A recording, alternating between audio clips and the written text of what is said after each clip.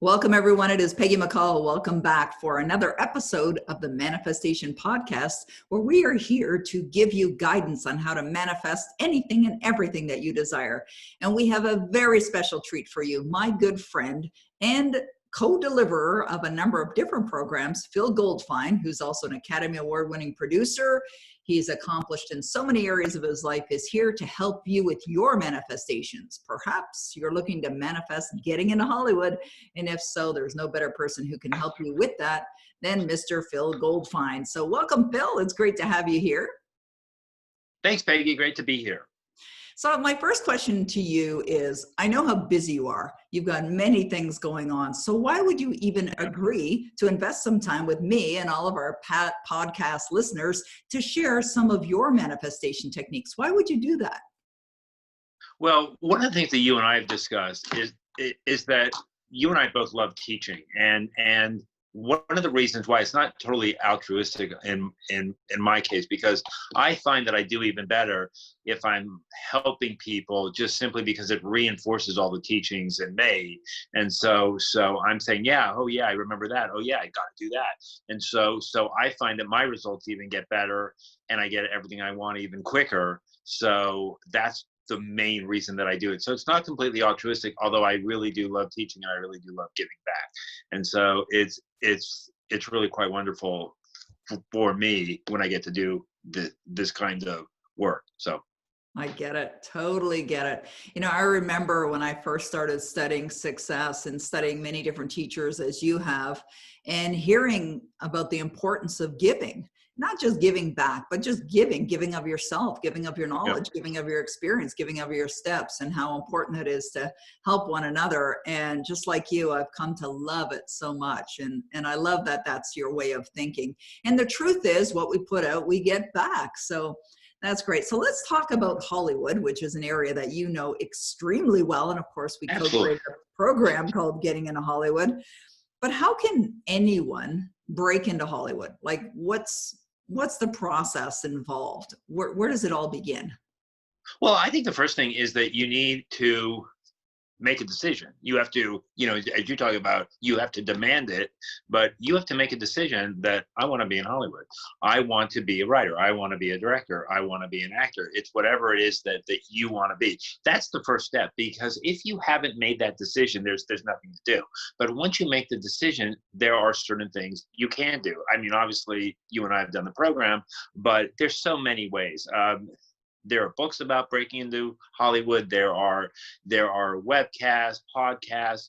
But the most important thing is that if you're going to get into Hollywood, there has to be a reason. So in other words, you want to get into Hollywood because you've got a book that you've written, which you think would be a great movie or a great television series, or you've got an idea for a movie, or you have an idea for a TV series, or for a Broadway play. So it doesn't really matter. It's whatever it is that you make that decision, and then you decide what you want to do. But for the most part, I think that those of us who actually come here, it's really to tell stories. We've got stories inside us that we really want to tell. And once you make the decision that you're going to tell that story, there's nothing that can stop you. You will find the way. And as you and I always talk about manifesting, and this whole podcast is really about manifesting, you don't need to know how. You just need to know what you want. And then once you want it, you basically get into the vibration that you and I always talk about, and stay in the vibration, and it will be attracted to you. The knowledge will be attracted to you. People like me will be attracted to you.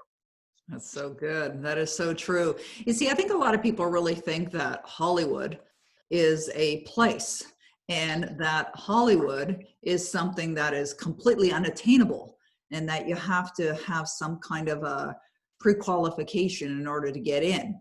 And what I'm hearing is it really starts with desire and making a decision that that's something that you want to do. Would that be accurate? Absolutely. I'll bet if we did a study, we would show that anywhere between 80 and maybe as high as 90% of the people had no initial Hollywood exposure. I didn't know anybody. I basically made a decision probably when I was about 17, 18, 19 that I wanted to be in Hollywood. I thought I wanted to be an actor, but it pushed me to apply for colleges here. And then as I got down here, I said, oh, I don't really want to be an actor. I think I want to be in charge of everything. I want to be the producer. And so once I made that decision, I figured out a way to get down here, which was through college. And then basically I worked my way into the industry. I wasn't even a film or TV major. I actually was a biology major at UCLA. And so even though I have my degree in biology, I knew that I really wanted to be working here. And so I just started zigzagging and figuring out who I could meet, who I could talk to. And then I just applied. And most of the people that I know, by the way, started at the bottom. So you start as a runner or a gopher, and then you work your way up. And that's probably, I would say that that's close to 95% of my friends who are at the top of their game right now all started at the bottom. So you don't really need to know anybody to get started. I love that. I love that so much. And I've studied a lot of actors that are successful in the business. You've worked with everyone in every area of that business. And it's very true. I mean, there's people who came from what some people might call absolutely nothing, and yet they've manifested, phenomenal success. Exactly. And in your answer, you gave so many ideas for all you listening to success. One of the things that you talked about is you don't have to know anyone. Like, one of the things that gets in people's way of creating success in any area of their life is their beliefs, right? Their paradigms, which are a set of beliefs that are really determining everything they're thinking and saying and feeling, etc. And so what people need to do is get out of their own way. Would you agree with that? Oh my God, Peggy, that's so good. That's really good. I mean, basically just have the desire to do it and it will come to you. Ways that you have no idea right now will come to you in terms of what you should be doing. And you will take the action steps. The action steps will come to you. I promise you, because it worked for me. And I know, Peggy, it's worked for you in many things. It works for everybody. It's the same laws of the universe that govern every human being. We all are under the same set of laws. Just do what other people have done. And by the way, I think you said something really interesting, Peggy, which is that the perception is that you got to be down here. You have to be in Hollywood to be working in Hollywood. Nothing could be further from the truth today. As a matter of fact, we had a staff meeting about an hour ago, and we were talking about shooting in a foreign country. So I would say the majority of our projects today all shoot overseas. We shoot very few things in the United States. We shoot in Europe, we shoot in South America, we shoot in Australia. You can basically start anywhere. There are film and television industries in pretty much every single country now. And they're all very, very successful. And they're all telling great stories. And they're all, by the way, selling their great stories to Netflix and other streamers. So there's so much opportunity wherever you are. I totally agree with you. And I think that, whatever is going on in the world, whether there's some big challenges, small challenges, or whatever, your industry is an industry that there will always be a demand for. And Absolutely. And if anything, probably more so now than ever. I think the world is always hungry for good storytelling. And so if you have a good story, it transcends everything. And in terms of what's going on in the world, yes, we're all very aware of it. But I think where we can do our best work is that we focus on exactly what it is that we want. And we keep focused on that. And it sounds a little bit silly, but it will help solve the world's problems. Because if you're focused on what you love, then you're going to make a difference no matter what you're doing. So you could be selling cars, you could be an airline steward, or you could be making Hollywood stories.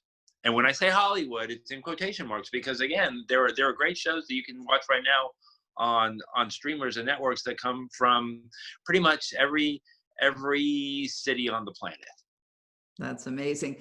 And you mentioned about this actually popped in my mind while you were answering that question about Mick Peterson, or M. Sean Peterson, who's the author of Stella and the Timekeepers.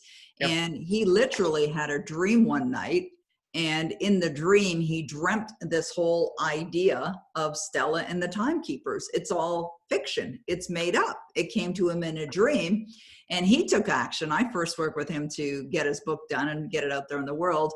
And then he met you. You came across his book, and now the book's being shopped to a number of different networks. And so it doesn't matter who you are. And he is a flight attendant. I mean, that's what his career was. So you had mentioned, you know, you could be doing anything. You can be doing anything. It's really true. Telling a great story is the great equalizer. It really is. Just have a great story. And we all have great stories inside us, all of us. I'm convinced. And, you know, it could be a story idea that you dreamed up one night, as Mick Peterson did, or M. Sean Peterson did, or it could be a story like Robert Coscuzzi with his book called The Ravine, which is inspired by real life events. And that was based on something that had occurred in the world. And it wasn't exactly his story, but he felt inspired to share this message with the world. And that just started with an idea. And that's all you need is an idea. Right. That's it. It's so true. So true. Yeah. Truly brilliant. Once someone says, hey, you know, I like what I'm hearing, and, you know, I've got some ideas, and I'm certain I can come up with an idea, what would you recommend that they do next? Well, it depends what it is. Okay. Yes. So it could be an idea that they want to be an actor, or it could be an idea that they want to have a series made for a network like Netflix or Prime or one of those, or it could be a movie idea or a trilogy or many movies. Oh, for some reason I can't hear you anymore. The sound's gone. I see your lips moving. I can't hear you. I bet it's good what you're saying. Can you hear me? Oh, darn. I can't hear you. Can you see me? Can you hear me? How come I can't hear him? Let's get my glasses on here. Shoot, I can't hear you. Can you hear me? Shit.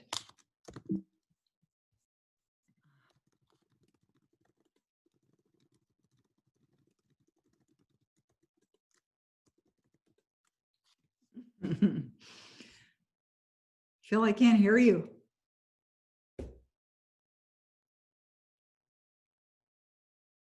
I can't hear anything. Dang it.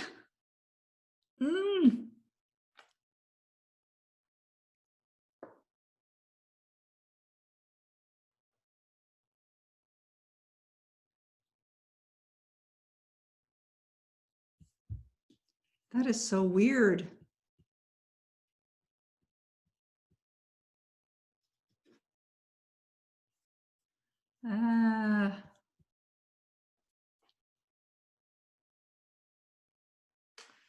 Shit.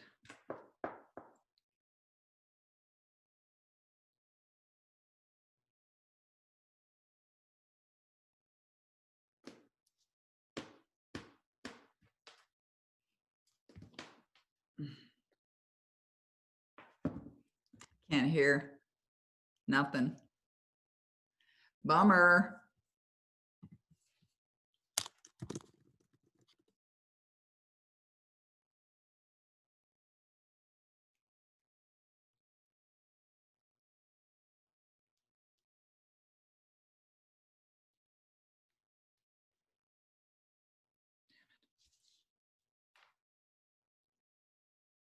That was weird. That Can you hear me was now? weird. I Yeah. have no idea what could have happened there. That's just bizarre. Okay, I'm gonna remove that one. We all of a sudden got everybody got a text that there's another, curfew for all of LA County. And then the next thing I know, you couldn't hear me. And I'm not muted, nothing. Sounds up, nothing's changed. Can you hear me now? Yeah, I can hear you now. But you're on my screen twice, which is weird. Okay. And it looked like you were really into that answer. I really was. I totally forgot what I was talking about because I'm just like spirit everything. I know, and that's what's frustrating is when you got spirit flowing to and through you, and then dang. Oh my God. That's so frustrating. Okay, so it was the question of if you want to get in Hollywood, where do you start? Oh, Wow. because I Okay. want the guys to edit this, so that's not a problem. Okay. All right. Let me go back to this. Uh-oh. I Are you lost you. getting Can other you? more texts? No, this is so weird. I mean, I'm just watching you. Okay. How's it? I'm Okay. back. Okay. So it depends what you've done, but for example, if you have written a screenplay, you would either write a treatment or an outline or a screenplay, and what you could do is you can obviously join our program where we talk about it, or you can just simply Google the terms, and I'm sure they'll give you examples of that. Then you would do something that's called register it with the Writers Guild of America. There's one in New York and one in LA, and that will protect your material if you're afraid that somebody might take it, which doesn't really happen as much as people want to think that. It doesn't happen. In my opinion, I've never seen it happen, but I would do that. Then what I would do is I'd go out and I'd get I look for an agent who takes unsolicited material, meaning that that particular agent is willing to take screenplays or ideas from untried writers, and if they like it, will sign you, and they'll get it out to studios, networks, producers, directors, actors, all the above. So it depends what you want and what you're going to do. So again, I went through the example of a screenplay, but there's similar steps for writing a TV series, similar steps for writing a play, and the list goes on and on. Right on. You know what, just from getting to know you and what's involved in Hollywood from co-creating our program together called Getting into Hollywood, it sounds to me like there's a number of ways to get to the same destination. It's kind of like it isn't one road that takes you there. There's many, many, many different ways to get there. It's like if I wanted to go to LA, I can go a number of different routes, and there's some more direct and some that are much more enjoyable and some that are faster. Is that something that would be accurate to say? Oh my God, Peggy, it's so spot on. I mean, I don't know anybody who's actually created the success they've created in the same way. Everybody's got a different pathway. Everybody's got a different story. Everybody, including, I mean, I certainly didn't. There's so many different ways that you can go, and we go into that in our program. But in a nutshell, you could start from the very bottom. And when I say the bottom, you could start by cleaning floors at a studio and work your way up to the president of the studio. I've actually seen a guy who's actually done that. He was an unpaid intern, and he worked his way all the way up to a major studio as the head of operations for that major studio. So it's whatever you want, but nobody has the same path. Nobody. And you're absolutely right. That is such a wonderful analogy about you could go from your house to my house in probably an infinite number of ways. That's awesome. I really appreciate that. You know, and I think about the industry. I mean, I tap into a number of different industries, but being an author is one of them, as you know, and 18 books later, I have found that one of the absolute essential ingredients to success, being an author, being in Hollywood, being in anything, entrepreneur, is persistence. You've got to be persistent. And the reason why I mention that is I think some people think that, you know, they're going to go for it, they're going to pursue their dream, and they start moving in that direction, and then they come up against an obstacle, and then they just give up, pack up, and go the other way. How has persistence really played a role with you in your career when you started and even today? Oh my gosh. I mean, I am persistent every day of my life. I think I don't think there's any industry which is exempt from succeeding without persistence. I mean, it's a part of life, right? But especially in our business, you know, actors especially, because actors really, it comes down to, it's not just talent, it's also a physical thing. So you have to be strong enough to embrace rejection, which sounds really weird, but you have to. And so an actor would not be successful if they were not persistent. I mean, I love the story of Tom Cruise where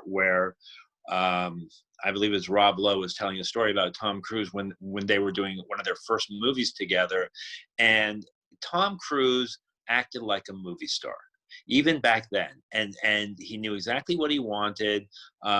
He demanded what he wanted, and today he is obviously one of the top movie stars in the entire world. And has stayed there for a good 30 years plus. And so you have to be persistent no matter what you do. It almost goes without saying that no matter what, if you're not going to be persistent, you're not going to succeed. And I truly believe that. I think that, especially in our business, you have to be ready for rejection. You have to embrace the rejection, love the rejection, and then the rewards will come. I love that. Oh my goodness, that's so brilliant. I absolutely love that answer. That is incredible.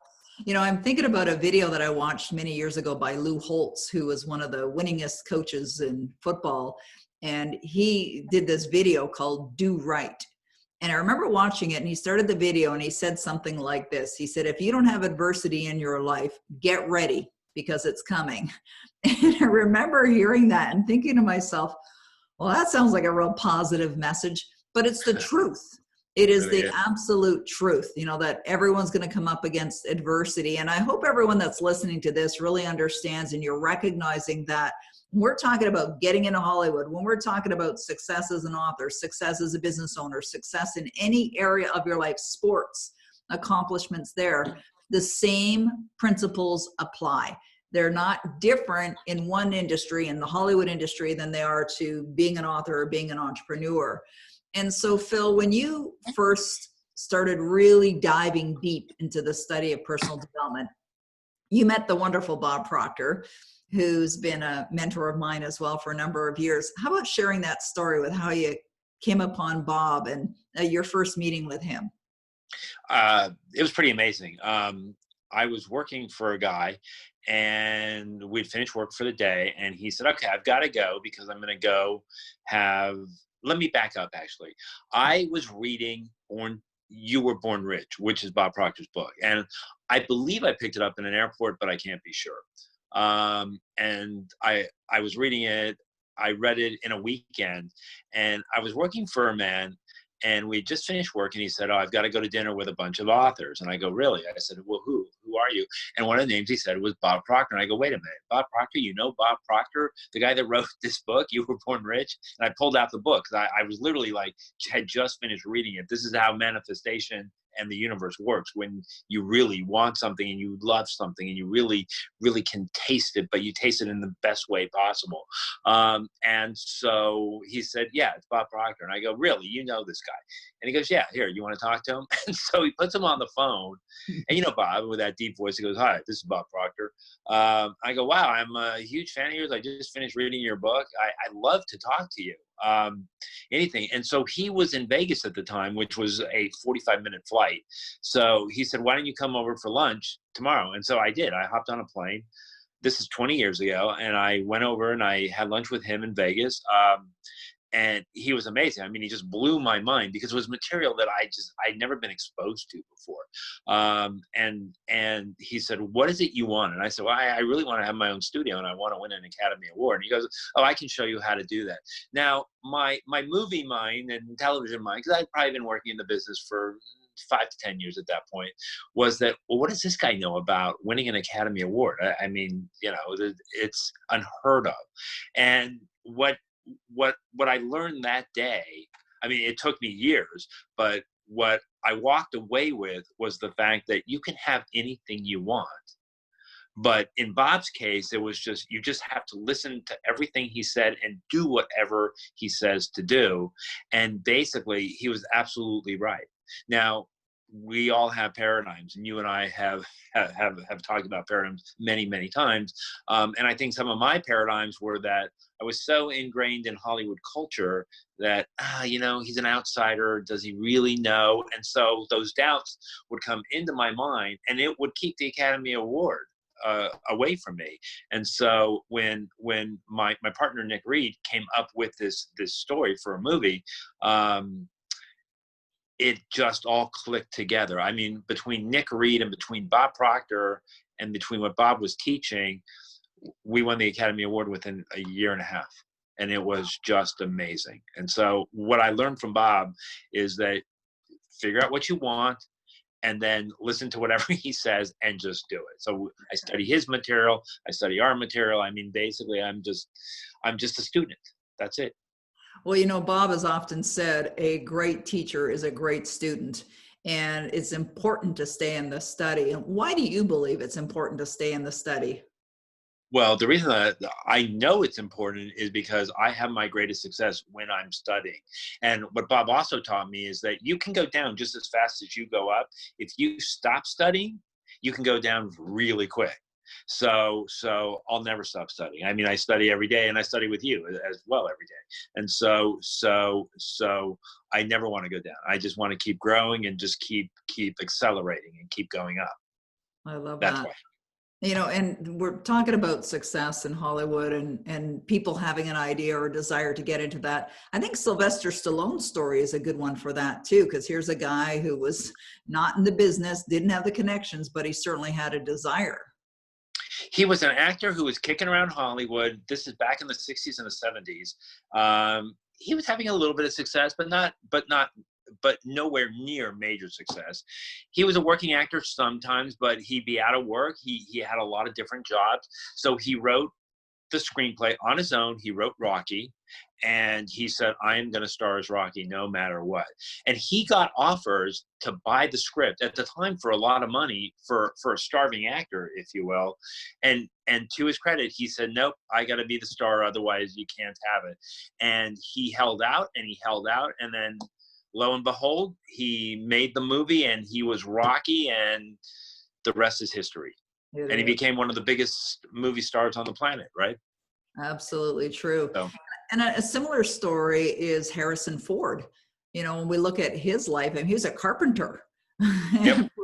for many, many years, and he just wanted to get into the business and in there, and he was willing to do whatever it took. He was following something that he was passionate about, and he ultimately ended up being given a role in a movie called Star Wars, which was quite a significant role for a Yeah. guy who really wasn't known. And so it's whatever it takes. And I hope everyone that's listening to this is really getting the key messages that we're hearing from Phil, who is already successful in the business and has great goals, stretching himself every day, studying every single day. And you've used these techniques in other areas of your life as well, not only Hollywood, but tell us a little bit about that as well. I use it for everything. I use it for relationships. I use it for athletics. About a lot of people know my story, but it'll be 7 years to the day on July 1st that I have been training for a world record in the 15-meter men's freestyle.